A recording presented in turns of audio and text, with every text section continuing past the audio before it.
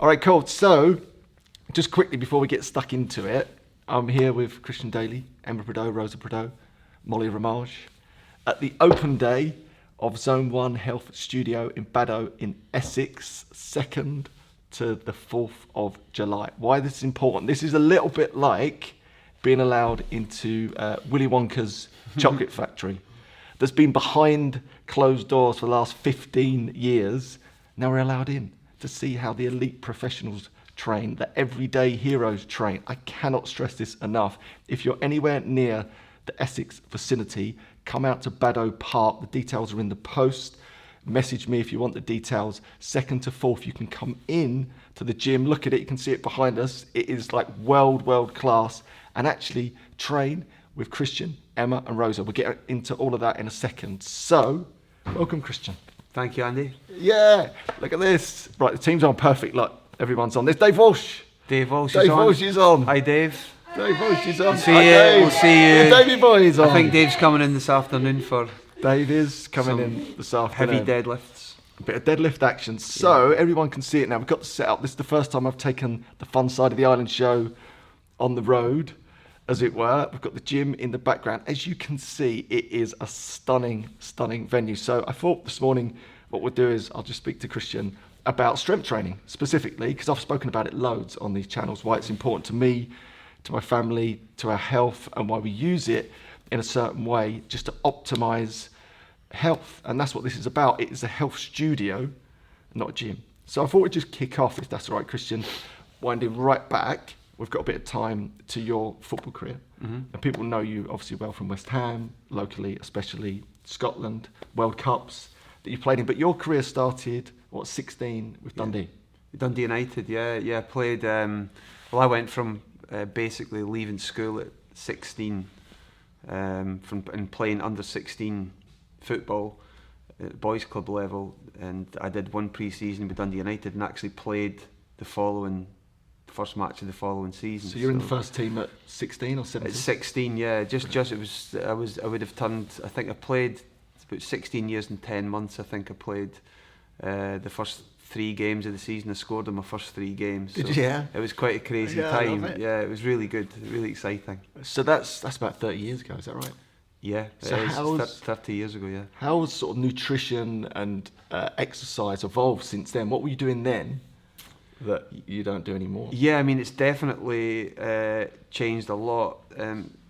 I would say that I had, as a kid, growing up, numerous injuries and issues with my body, just through natural growth spurts, etc., and probably just a bit of a lack of understanding of how you'd maybe put in some kind of preconditions before you would actually go into the level of intensity that I was playing at. I mean, I was playing for Scotland, say, from the age of 14, and if you think probably the amount of training that you would do with your boys club on your own, with Dundee United youth teams and with my own boys club teams, and the amount you're playing, nothing was really monitored. We did no tracking, no strength training as such. There was very little kind of understanding of aerobic systems, etc.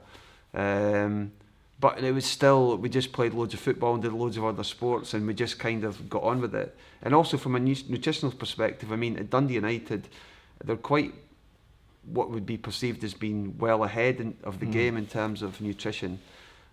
But when I think back, everything was high carbohydrate, and everything was as much carbohydrate as you can get in, the better, and as many calories as you could get in, the better, almost. I mean, I remember handing in my diet sheet and saying, look, this is what I eat, and thinking there's so much sugar on there, but then they were saying you need to just add in maybe a bag of licorice, all sorts into that, would be fine, top of all the sugar, top of what you were having already. So yeah, there was things like that. So but again, you can look back, they were doing everything they could at the time, knowing what they knew, and then so what I've been doing over my sort of lifetime is trying to find the optimal ways in which the human body functions, and I was doing that right through my career, and I've managed to hone that more since I finished playing, and that's been like my big passion, where I do what I do now. Underpinning of everything you do, and I think that's the important part, isn't it? Even though we're talking about Christian as a uber athlete, what you do now is for everyday heroes. You don't train the label, train the human that sits behind the label. And that's what I've loved about working with you for many, many years now, is that it's not about whether you're going to be an Olympic athlete, of which we might have some of those in this room, potentially. It's about actually just humans, and all humans respond the same, whether you are a Premiership footballer or you're a stay-at-home parent. It's the same stuff. It is. It's the same unit. So everything that happens in here in the Zone1 Health Studio is exactly the same underpinning as if you were a professional footballer or you were an everyday hero. It's the same stuff, because we're humans, right? And we all respond to the same set of preconditions. And I think that's your journey, and what I love about your story is that when I first got to meet you, it's really simple, but it takes a lot of courage to do the simple things. You've tested everything, haven't you? You've tried everything with numbers, and then worked out what works and what doesn't work, and then honed that into a set of like really simple techniques that are done well. And the important part about that is that they're done well. And that you are there to assist and make sure everything's done technically right. But when it's done right with a nutritional plan and Zone 1 training, the results are massive. But before we get into that, I just want to maybe share your story of how this began with your daughter, who was a great athlete, and then she was starting to suffer a little bit, and that started to get you thinking a bit differently. Well, it was something that we used to see in general in athletics, especially. I mean, although I played football, I was a great lover of the pure physiology that's involved in pure athletics, you know, whether running and jumping and throwing, etc.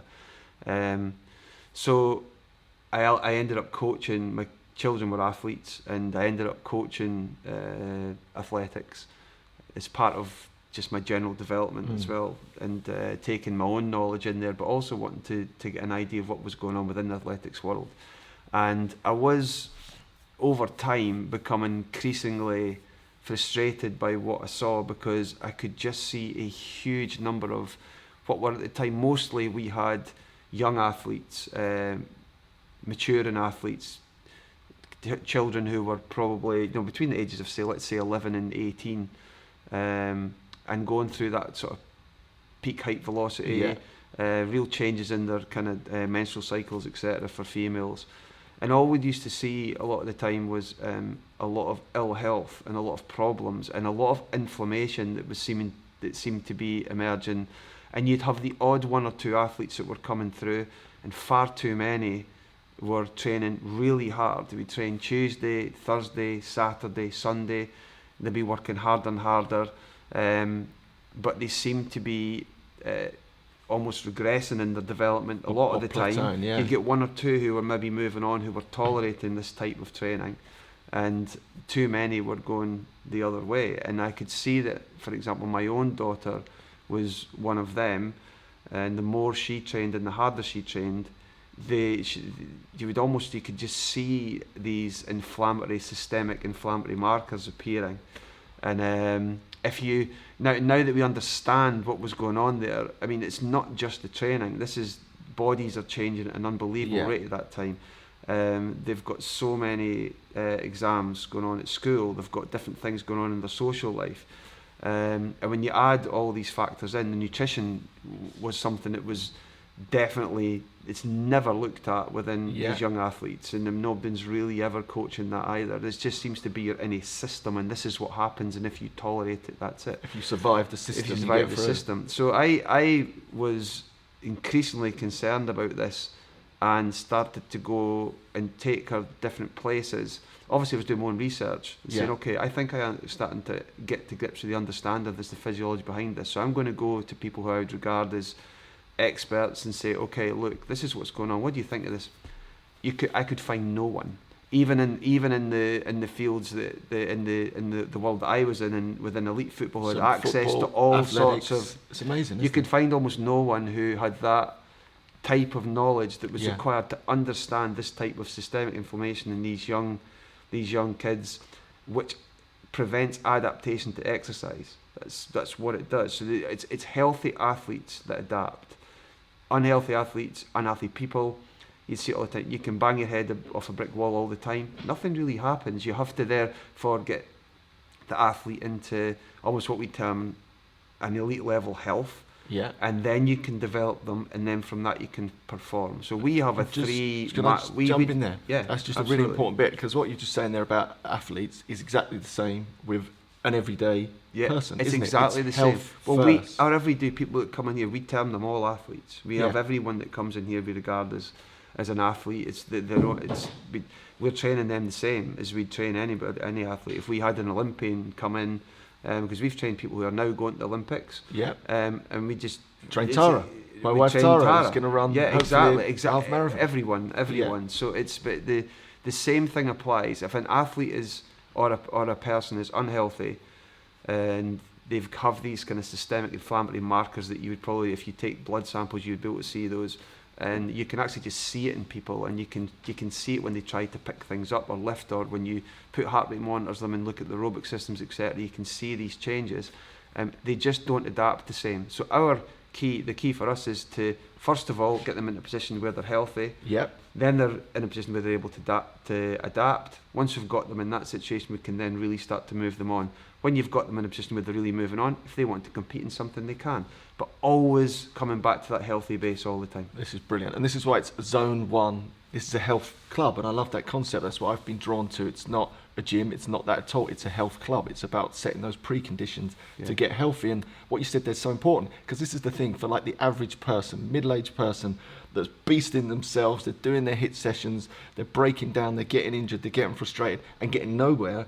It's probably because the foundations of their health are not in place, so they're not adapting to the exercise that they're doing. Yeah. So you take it from the other angle, get healthy first, basically through dietary changes, strength training, heart rate zone training, get in those preconditions, and then when you start to lever it up, you adapt to those new changes, and then boom, you push on. Yeah. And you see dramatic changes in people's mindset as well as their body. Absolutely, yeah. I mean, if you view like these inflammatory processes that we talk about, when you have someone that is, say, inflamed, it's not just, say, in your muscles, or it's everywhere. Yeah. It's everywhere. It's every part of you. So it's in your brain as well.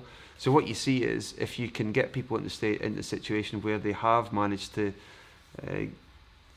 reduce some of those inflammatory markers down, and in a position to be able to adapt, it's not just muscle function that improves, it's the mind. Their demeanour. Their whole demeanour changes, everything changes. So we see that all the time in here, where people just completely change their whole outlook on life. When you're trying to talk to someone who is in that kind of unhealthy state, it's very different than once you've actually got them healthy and in a position to be able to move on. You can get in then. Yeah. And we see that type of physiology. We see sort of, for example, things like depression, etc., as having real physiological underpinnings. Yeah. If you can get people into the position where they're actually exercising in the right way, which we would say is in Zone 1, which is what we do here, it's amazing the different levels of adaptation that they'll get to other things. And when you start to speak to them, it's like speaking to a different person. Yeah, so you can get in then. Yeah, you can get in. You can start to explain what you do, and then they're much more receptive, and then they start to take control of things they do themselves. And that's one thing we're trying to do here is we train and we monitor, but we educate. And when you educate, these people say, okay, I've learned this. I can take this and I can go away and do this, and I can take responsibility for my own health here. That's what I can do. And they do that, so they start to change as a person, which is brilliant for us to see. So they just grow while they're in here.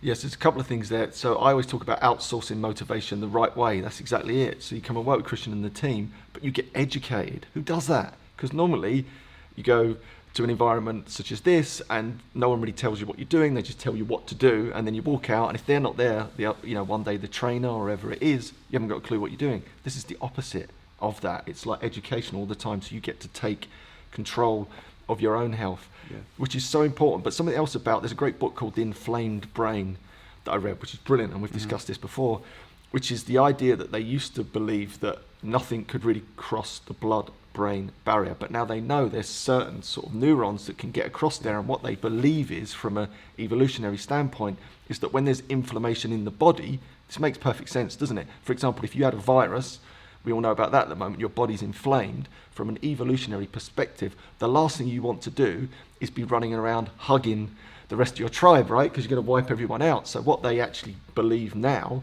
this is real new science, is that it gets across, these neurons get across the blood-brain barrier to say to your brain, basically, go into almost a depressive-like state, because we don't want you running around hugging the rest of the tribe. Withdraw.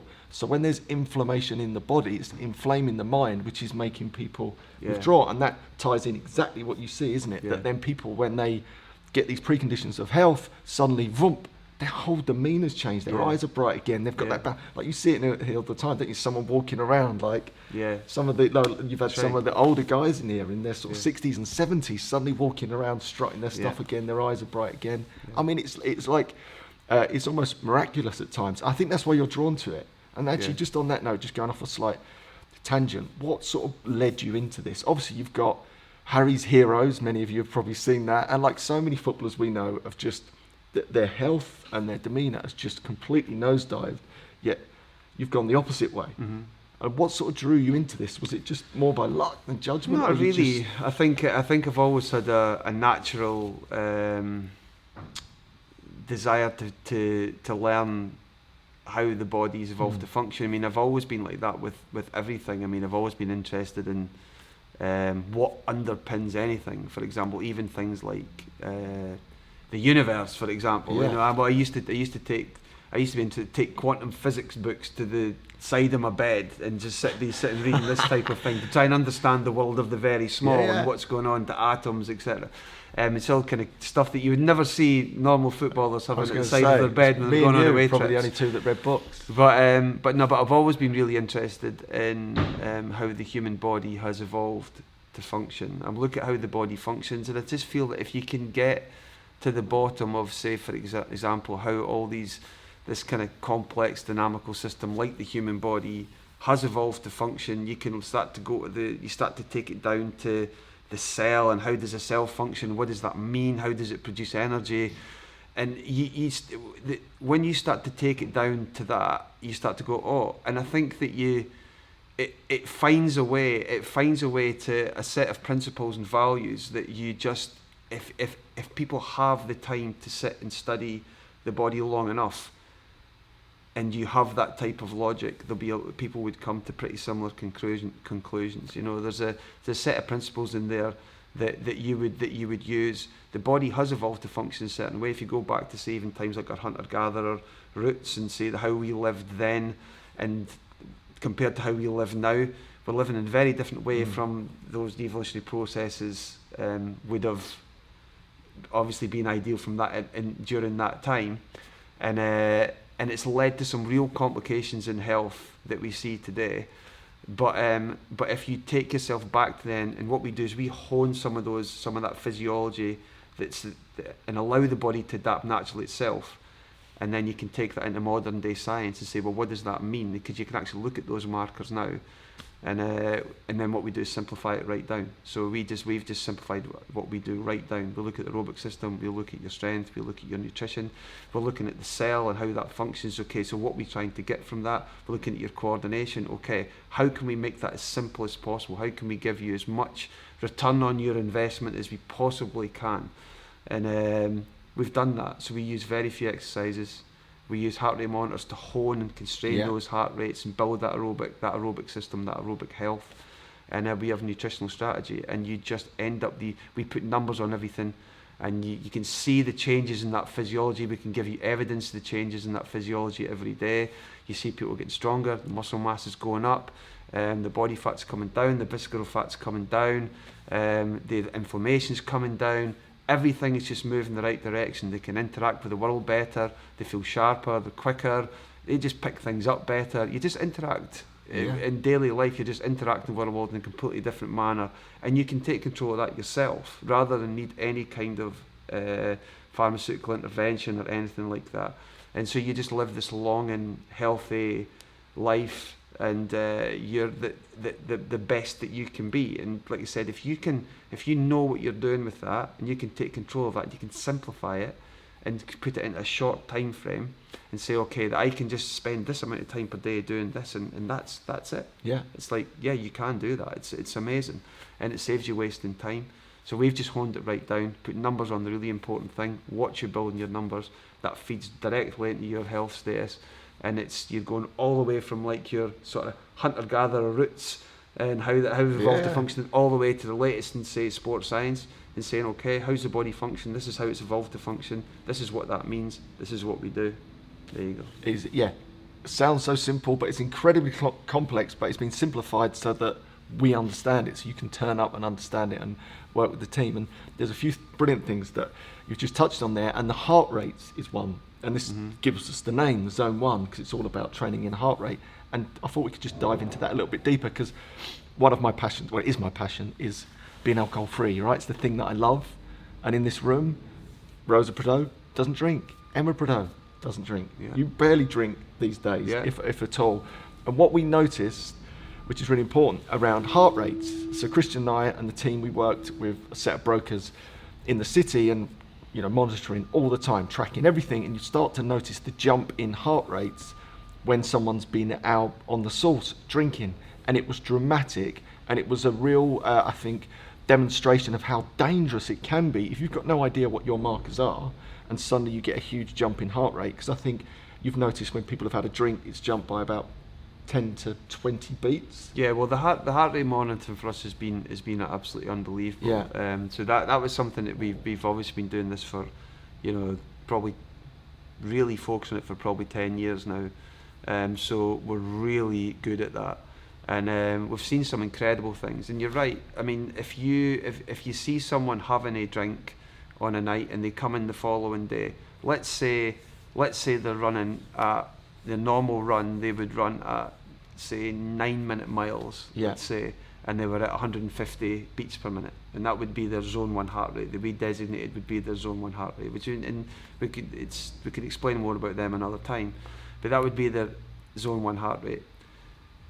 If they've had a drink that night, depending on how much they've drunk, when they come in the following day and we took them out, we'd say, right, we're going to stay at your 150 beats per minute Zone 1 heart rate, and we go out. You find that quite often that some people could be a minute per mile slower, a minute and 10 per mile slower. We've seen people 2 minutes per mile slower. But also what's quite interesting is that you can see the differences in that with different people. And if you've got two people and you see this quite often, you'll maybe say get two friends who'll come in and train, and they've both been out, and it'll affect one person by maybe 30 seconds per mile, and an alcohol on a night out will affect somebody else by 2 minutes per mile. It's had a big effect on one, and a huge effect, and just a kind of moderate effect on someone else. So one person's getting away with it slightly more than the other, and the other person's really putting themselves into kind of quite serious danger. But the great thing about training the way that we would train them the following day is we would not allow them to run faster over that intensity. Yeah, so that slows you down. But what you tend to find would happen is if people don't monitor themselves, they don't know what they're doing to themselves when they do that. So monitoring those adaptations is amazing. I mean, another example is things like another example how we use them is even going through puberty. We've seen kids going through puberty, for example, and you can actually, the amount of stress that's on their system when they're going through that time when they change, and there's hormonal change, etc. It's amazing. Yeah. And it explains why if you train those kids too hard at that age, you're bound to cause some kind of inflammatory. Exactly. You will see jumps of 20 beats for the same intensity of run, same speed of run, just through kids suddenly, say like a boy would suddenly hit the stage where he's got this kind of testosterone surge, and you have to be so careful what they do then. And this is the kind of thing that's kind of missing in sport in general. We now see those things every day. So we just if you stay within those heart rate zones that underpin that aerobic system and that physiology and that health, because it's all linked, it's incredible what it does. Rosa Prideaux, Rosa who's sat over there, Rosa was a severe asthmatic as a young athlete coming through, and The difference in her, for example, that heart rate when she would walk up a hill, run up a hill, for example, she'd be wheezing. We used to take oxygen heart rate, oxygen saturation monitors out with us on runs for going up hills just in case there was issues and things like that, and obviously inhalers and different things like that. And that general stress on the system, over time, it isn't healthy. And you could see in her those inflammatory markers that would be there. You could just see it all the time. She would carry that. So what we used to say to us, look, someday you're going to have to really work on this aerobic system, etc. Of course, so over time, Rose has dedicated herself to that. And our general health status has improved beyond belief. Yeah. The inflammation disappears. As we know from even, and this is all, you can see this in the literature if you're prepared to look at the literature on it as well. You can see all this is backed by that. Inflammation comes down, you're in a position to be able to adapt, so you start to develop your aerobic system develops. Now we don't even take an inhaler out. There's no inhalers, don't even think about Rose as being asthmatic anymore, that's all gone. But you have to develop the underpinning physiology, that's the foundation of your health status.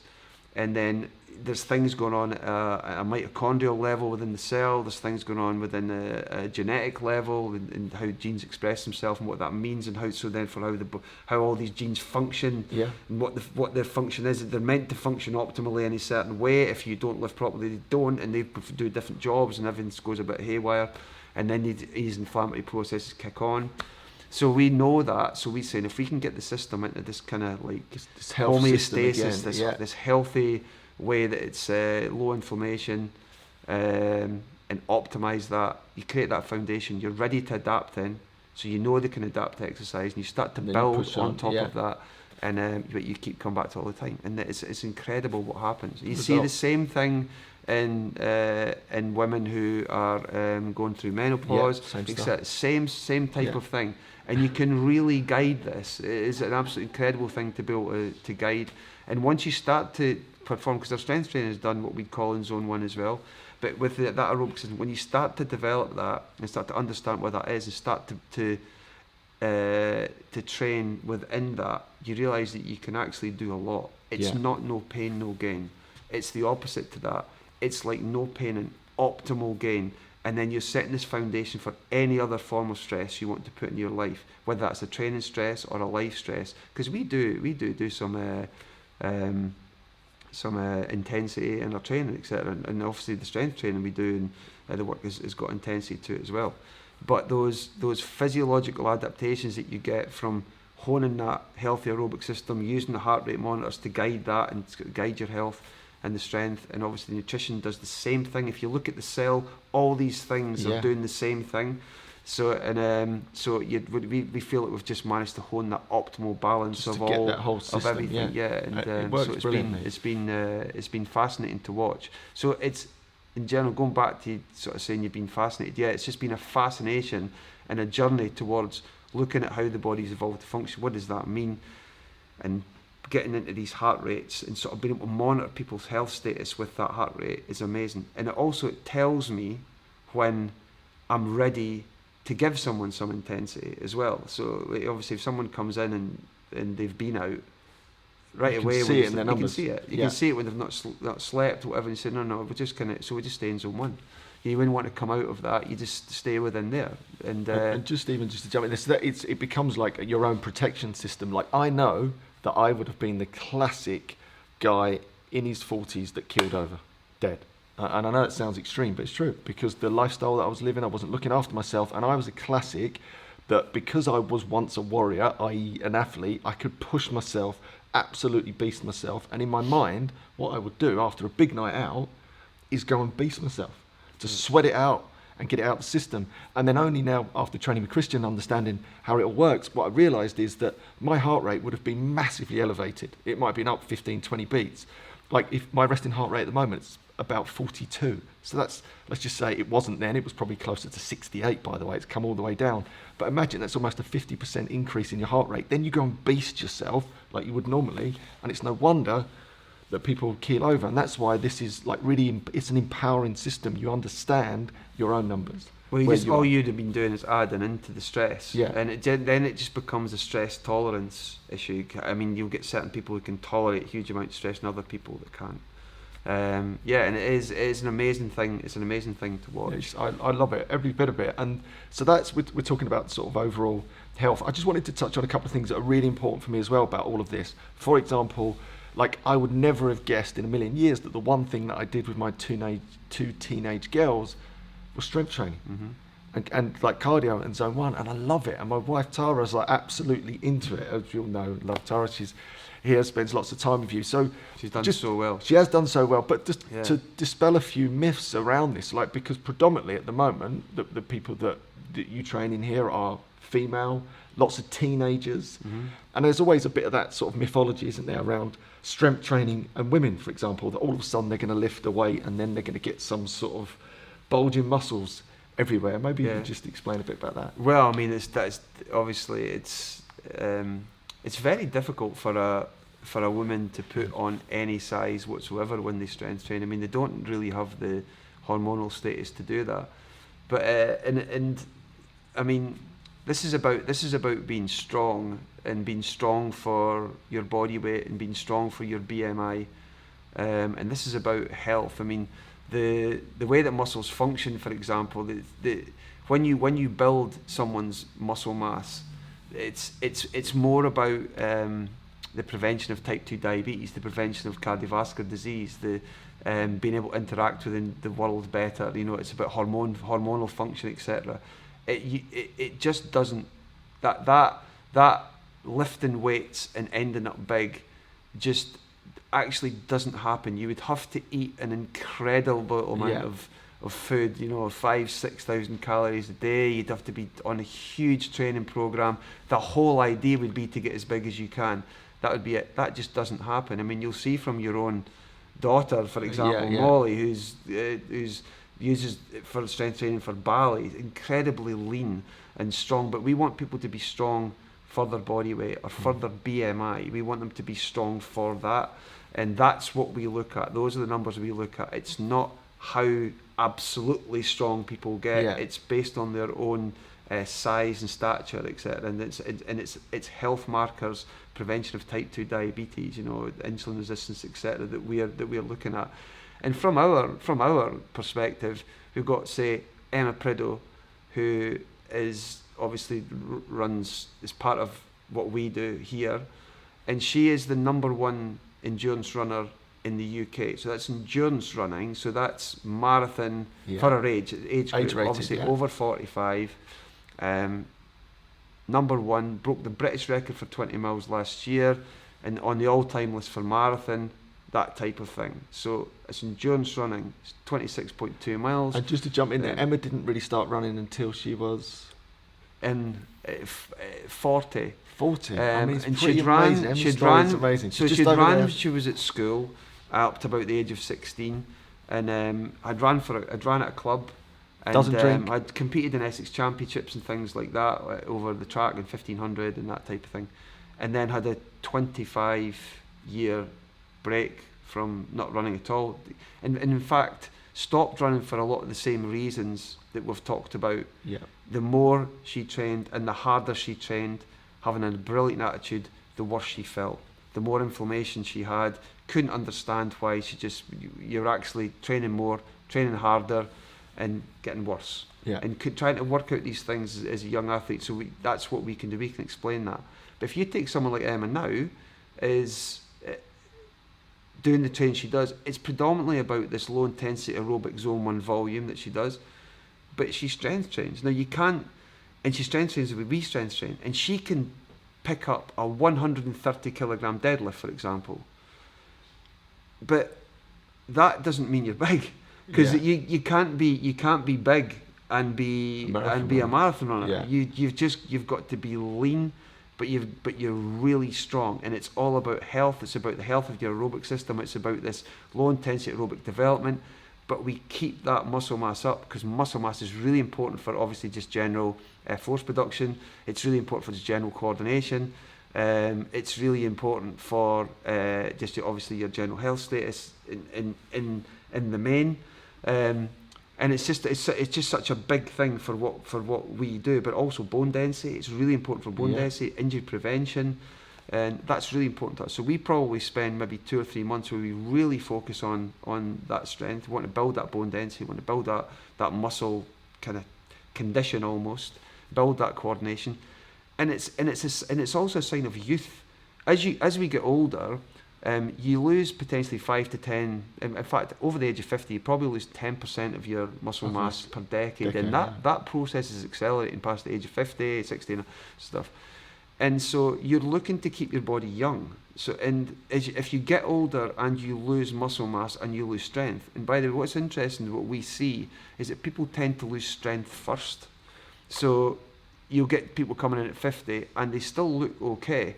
But when you start to look at their numbers on their strength, you can see that already the aging process is kicked in. Right, okay. You can't necessarily see it, but in terms of the way that say their leg would look, but they've actually started to decline, and so the strength goes first, and then the muscle mass follows.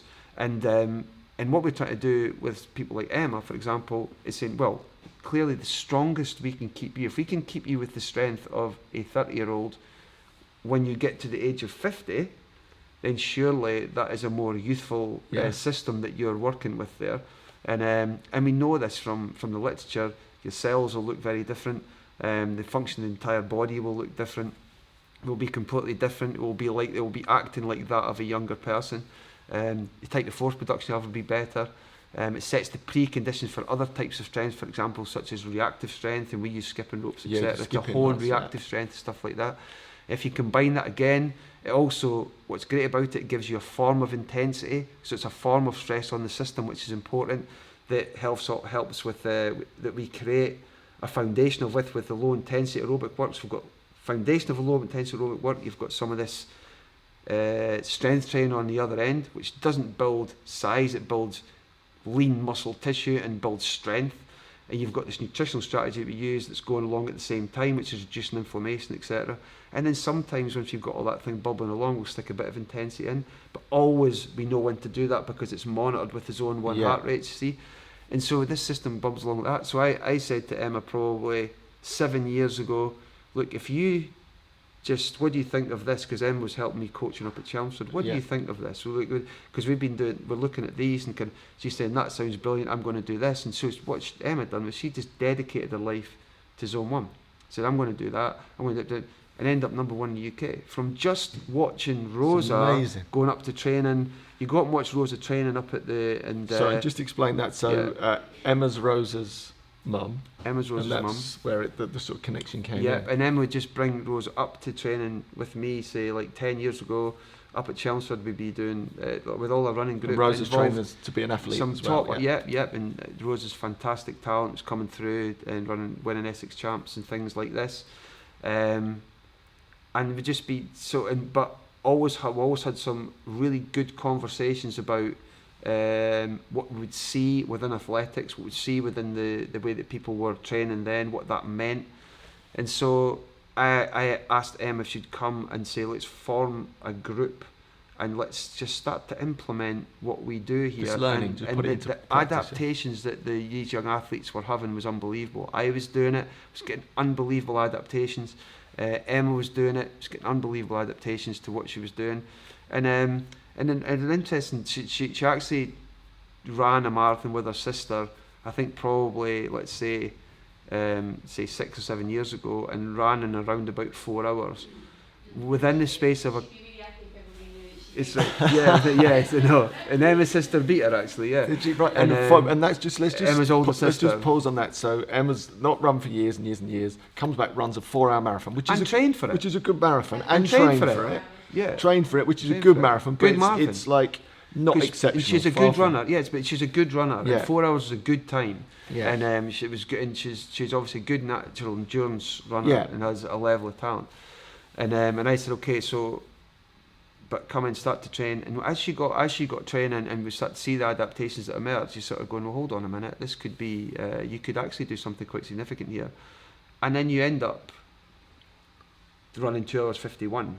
Yes, so at age 47. At 47, Emma, through that training plan, run 2 hours. And it's 51. just through a developmental Zone 1 aerobic and strength training protocol. So I mean, that's what it's. But the strength training, it's like that's a major part of it. It's not to get big. Yeah. It's to get strong. It's to keep you young. It's to prevent conditions, to prevent heart disease, to prevent diabetes, and it's to develop bone density. Whole manner of physiological processes that it acts on. So that's why we do it. Brilliant. I mean, and that's just you can't get a better example of that. Emma's, who's here as part of the Zone 1 team, along with Rosa. They're just over there. They're going to come on camera any second. No, they're not. Lovely Rosa, you should come round. Oh, Rosa would be on in 2 seconds. Just on that note, should we get? Come on, Rosa. Come on, Rosa, you got to come in. Let's bring Rosa on, the lovely Rosa. There she is! Bring on Rosa! Go on, Rosa. You'll be seeing this a lot. Yeah, you'll see. You won't. Trust me. Yeah, you'll see loads of Rosa. So, on that note, it's been such a brilliant conversation. I'll come to a couple of questions in a minute, but don't forget the reason that we're here today as well is to really celebrate and promote Zone 1 Health, this amazing studio that Christian, Emma, and Rosa have created for the first time ever. Like when we first met, you were in your garage, training out of your garage, and then over to True Loves, which is the back of a farm, and it was freezing. There was no heating. Yeah. I took a space in there along with you. It was full of damp. Wasn't particularly nice. Yeah. And now we've got this beautiful studio out in Baddow Park in Chelmsford, Essex, and you can come and train with Christian, Emma, and Rosa. I mean, genuinely, this is just a different level. It's a complete no-brainer. I've been involved in sport and athletics for years and years and years. There's nothing that gets close to this. As well, me and my wife and my girls, we all train here. One of my best friends, Mark Kelly, who's for 20 years, was the head of the academy at Portsmouth, is coming up today from Portsmouth with his 2 boys that are both athletes to train with Christian. Because it's that level, but it's for everyone. As I say, my girls train here, my daughters train here, wife. It's a real beautiful mixture. It's a real family atmosphere. And by the way, this is not meathead place. You're not going to get guys in here with roided up. That's not that vibe. This is a health studio. It's really important. This is about all the principles that Christian's been talking about. Underlying health. We build that foundation, and from there, you get all of those markers coming together, and you optimise your well-being. That's what it's about. And you can absolutely the treatment and prevention of all types of metabolic health conditions. We see so many people here with type 2 diabetes, type 1 diabetes, with heart conditions. We had someone coming in who was due, a 70-year-old man who was due a knee replacement, and who said, okay, fine, but if you're going to go in for that operation, you should really go in there with a exceptionally strong body, because you want to learn how to train now, and you also want to build some muscle mass, etc. Even though you're 70, you want to build some muscle mass, etc. You hadn't played golf for about a year. You want to develop some muscle mass and be able to move around a bit better than what you are, and take yourself out of pain, etc. And so we just worked with him for probably about a couple of months, and then what happens is you start to say, hold on, maybe I don't need this knee replacement done, and then a year and a half later, there's no knee replacement being done, and you're 3 rounds of golf a week. Yeah, that's right. You see, so, and that's at 70 years old. So we have this type of thing. This is what we do. Yeah. This is what we do. So whether you're a young athlete coming through, looking to put in these foundations for the future, whether you're whether you're older with certain conditions, etc. We have people with fibromyalgia, or whether it's menopause or whatever it is, you come in, you you optimise your physiology with what we do, and then you learn that is the key to the treatment and prevention of all these kind of diseases that we see everywhere today. And you just need less tablets and less intervention from your doctor, you just don't need that type of thing. Your health status improves dramatically. So we just work on that all the time, and really what it is, it's an education in that. Yeah. And what we've done here is we've just simplified it right down. Simplified it right down. So when you come in, you know exactly what you're doing. You work on the exercises that you do. You don't waste time doing not being very sure what it is you need to do. We can guide that all the time. And that was our idea, to just have a place where people can walk in and they can actually develop their health status right from the day they come in. They can monitor it.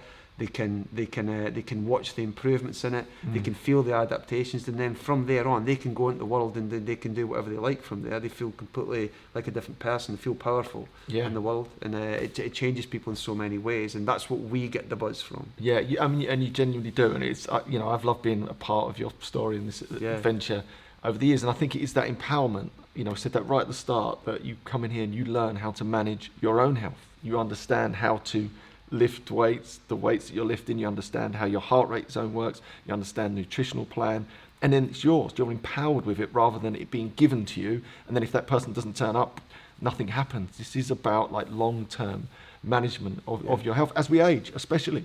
Whether you're a teenager or whether in your 40s or 50s or 60s, it's more important than ever, and I've said this for years.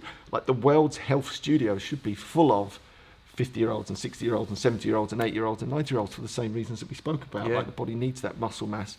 It needs you to be strong, because whether you're throwing the grandkids around or, you want to be an Olympic athlete, it's the same foundational principles, and that's what I love. There's brilliant physiology on it now as well, and if you look at the, let's say, the powerhouse of a cell, for example, is the mitochondria. It's a little powerhouse of the cell. If you look at, say, people in their 60s, 70s and 80s who are doing the type of strength training that we would do, big compound movements, able to pick up really good weight like that, and you start to look at the function of that mitochondria, which is producing energy all the time for you to be able to live, it's unbelievably enhanced. It's amazingly enhanced, and this taps into what you'd probably term would be like a mitochondrial theory of aging. It prevents aging. It slows down the aging process. It promotes longevity. That's what it's doing. And who wouldn't want that? Who wouldn't want to just be? You want to live a long, healthy. You want to live the maximum health span you possibly can, and then everybody dies eventually. But you've slowed that process down. You've managed to interact with your grandchildren, with the world, and with everyone around you. Might be able to compete in things right the way up till the time when you finally keel over. But that's what you want. You don't want 20 years of taking tablets and ill health and decline. It's not what you really want, and then you'll probably die 5 years earlier. People who've got highly developed aerobic systems and who are stronger, they'll live longer. That's just in the literature. Masters athletes who possibly because they train, obviously, but also because I think they rest better, they go to bed, their nutrition's better, go to bed at the right times, for example, their nutrition's better. They have, when they look into their cells and they look into things such as telomeres, which are sort of biological markers for aging, they age much slower. And that's what you want to do. You want to slow down the aging process. You want to promote longevity. You want to prevent conditions. You want to reduce inflammation. You want to take away any kind of psychological issues that systemic inflammation creates. And you want to live a long time in a long, healthy life. And it's amazing the difference that you feel when you are like that. And you don't need the doctors the same. And you don't worry about cancers and about and you breeze through menopause much easier. That type of thing. So, and type 2 diabetes doesn't become a major deal, which is what we're seeing all the time now with people coming in. They're either diabetic or they're pre-diabetic. Anytime you're seeing a bit of a belly, you're looking at least pre-diabetes there. So you're looking at probably an inability to use fat as fuel. You're looking at unhealthy mitochondrial function. We can change that. So, and really, you need to try and change that. Ideally, you don't have to be an elite athlete, but you can certainly have elite level health. And I think we can take people to that. And that's what our target is to help people to kind of understand that, but to still then go and live your life and do things you enjoy. So of course you do that, but just a little bit of understanding what things do to you. Yeah, and I think that's a brilliant way almost to draw it to conclusion. It's that elite level health. Whether you're an athlete, stay-at-home parent, 80-year-old or a teenager, it's the same thing. Yeah, all the same thing for everyone, no matter where you sit. Elite health. I think that's really cool. And then just before we sort of wrap this up, don't forget so today until Sunday, the Willy Wonka's Chocolate Factory is open. You can come in and join and see behind the scenes, meet Christian, meet Emma, meet Rosa. I'll be around a fair bit as well. over the coming couple of days. If you can't make it and you'd like to know more about Christian and Zone 1 and the team, Rosa, what's the handles on Insta? Zone1 Health. So Zone1 Health on Instagram. You on Facebook? Yes, Zone1 Health on Facebook, Instagram, Facebook. Follow them. Take part in it. We'll be doing loads together anyway over the coming months for our groups and whatnot, because I can see the comments. It's been comment after comment saying, I wish I was in Essex. I'd love to be up in Essex. But if you're ever down, just come in. Yeah. I mean, it's so welcoming.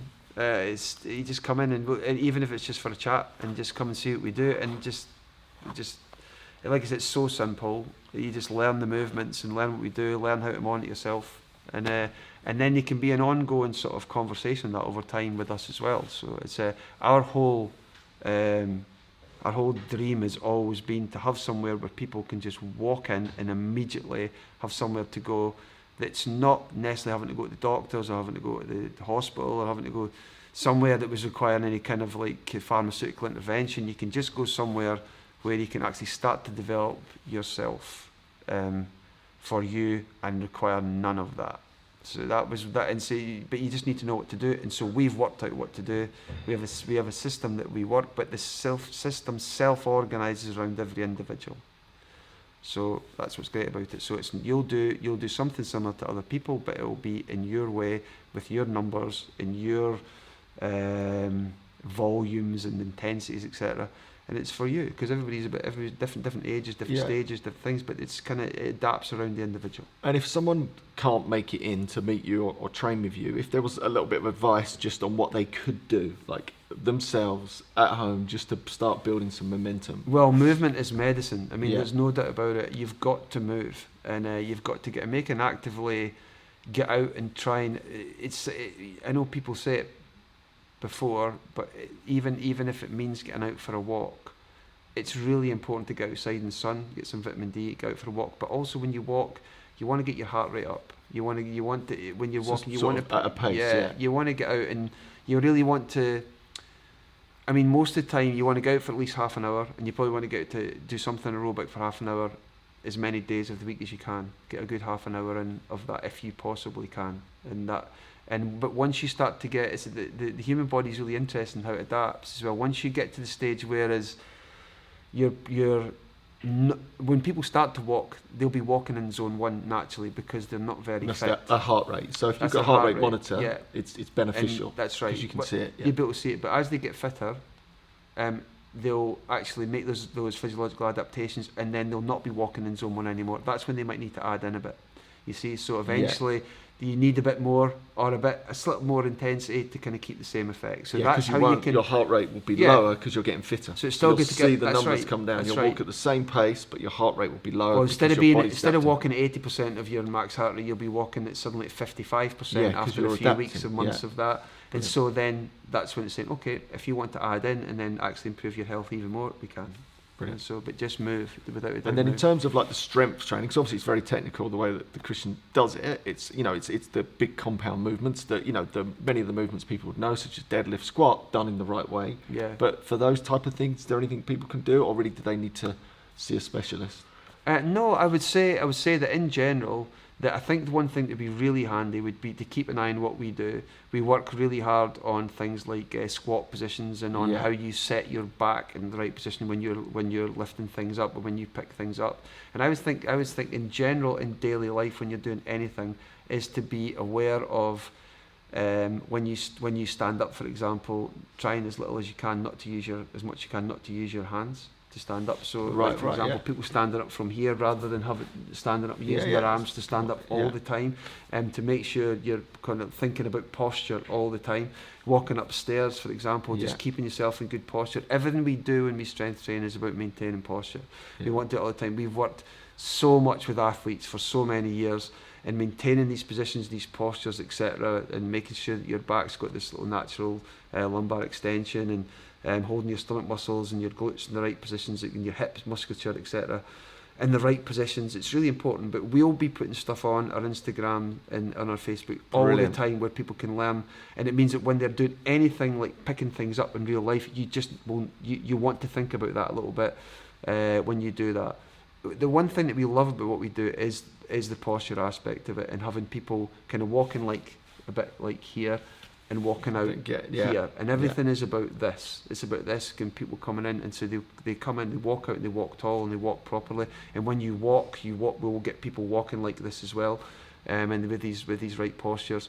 And it's just really important. So every time you squat, Andy, for example, I'm looking at your posture the entire time. I'm looking at your back, I'm looking at your hips, I'm looking at the position you're in, I'm looking at the bar path, I'm looking at everything, making sure everything is that your posture's right. As soon as it starts to go, I know that I'm probably going to have to work on that, drop your weight down, whatever it is. It's a really important thing. Yeah. But every time I pick something up in here, we're lifting weights, lugging weights around all day, I'm always in position. Always in position. It's the transfer of what we do into everyday life. Brilliant. But you can work these in everyday life all the time.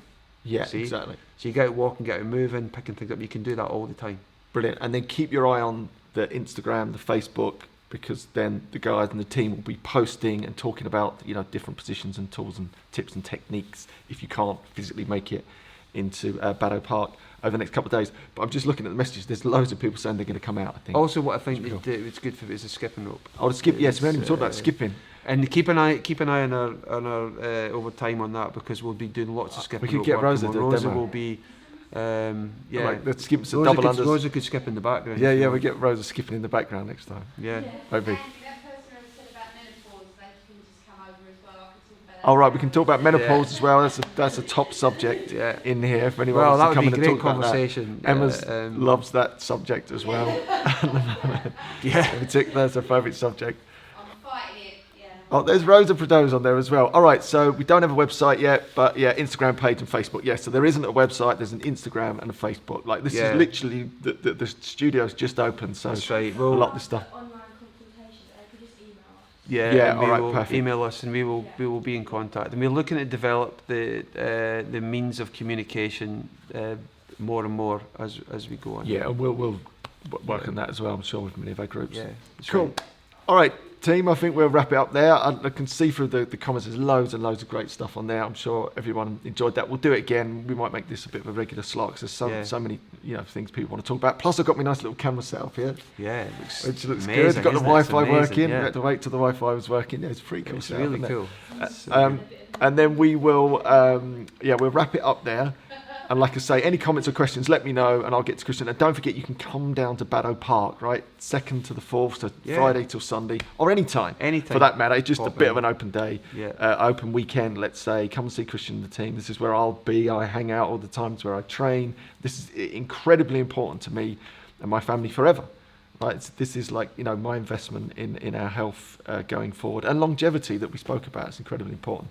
Yeah. Cool. All right. Team, we will wrap it up there. Have a brilliant day all, and we'll see you later on. Cool. Brilliant. Wrap it up No there. worries. See everyone.